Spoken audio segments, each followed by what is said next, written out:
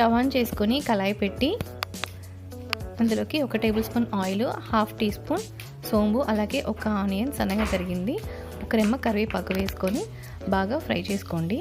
Light golden colour వచ్చిన తర్వాత ఇందులోకి 1 టీ స్పూన్ అల్లం వెల్లుల్లి పేస్ట్ కూడా వేసుకొని పచ్చివాసన పోయేంత వరకు వేయించుకోండి. ఇందులోకి చిటికెడు పసుపు, అలాగే ముందుగా శుభ్రంగా కడిగి పెట్టుకున్న మటన్ కిడ్నీ ఆ పీసెస్ని కూడా ఇందులో వేసుకోవాలి.